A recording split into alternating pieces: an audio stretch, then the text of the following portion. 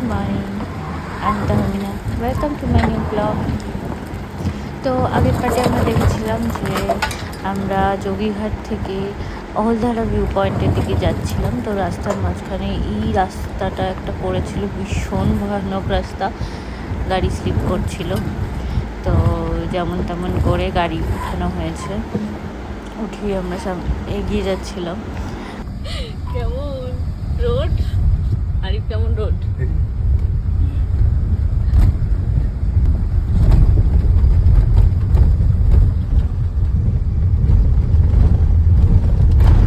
গাড়ির চলার সাউন্ড শুনে বোঝা যাচ্ছে কীরকম রোড, ভীষণ এবড়ো খেবড়ো রোড। তাও যাই হোক, যেমন তেমন করে গাড়ি চলছিল, সামনের দিকে এগিয়ে যাচ্ছিলাম।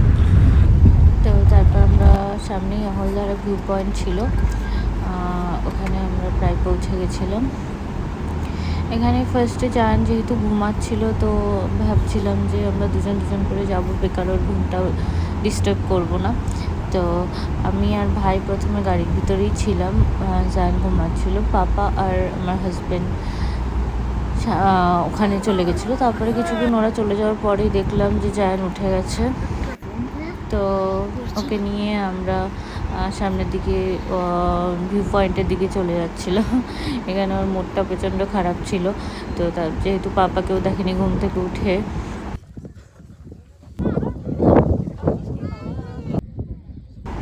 এখানে ওয়েদারটাও প্রচণ্ড ভালো পেয়েছিলাম, রোদ ঝলমলে, হাওয়াও হচ্ছিল, অবভিয়াসলি চারিদিক পুরো ফাঁকা।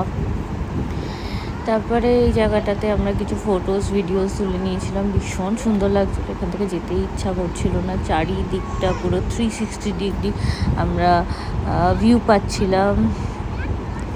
এখানে ভীষণ সুন্দর লাগছিল, পাহাড়, নদী, ছোটো ছোটো পাহাড়ের মাঝখানে ঝর্ণাগুলো ছোটোভাবে দেখা যাচ্ছিল, অনেক দূর থেকে দেখা যাচ্ছিল, খুবই সুন্দর লাগছিল।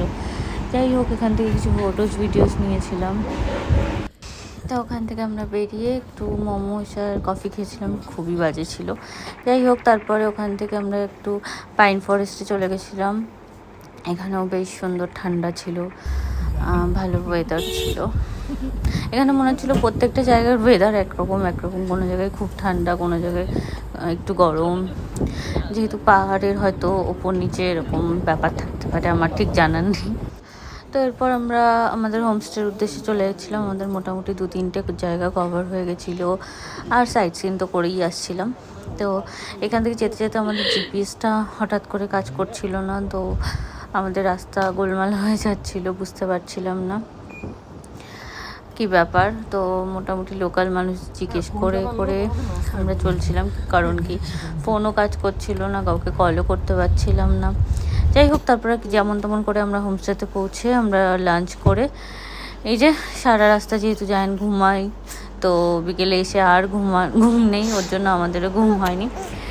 সন্ধ্যাবেলা আমাদের আজকে বারবিকিউ করার প্ল্যান ছিল, তো ওরাই সব প্রিপারেশন করে দেবে বলেছিল,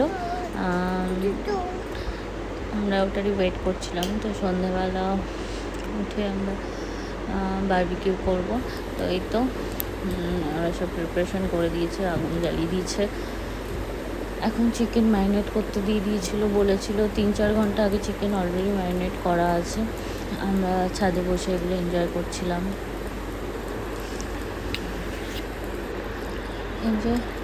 চিকেন ম্যারিনেট করা আছে। এখান থেকে জায়ানকে একটু বোর হচ্ছিলো বলে, যেহেতু আগুন জ্বলছিল, তো আমি ওকে একটু নিচে নিয়ে এসেছিলাম ঘোরাঘুরি করাতে, ওইখানে খেলাধুলা করছিল একটু। আর এদিকে ওরা সব স্যালাডস অ্যান্ড চাটনিগুলো তৈরি করে দিয়েছিল। এই তো চিকেন করানো হচ্ছে।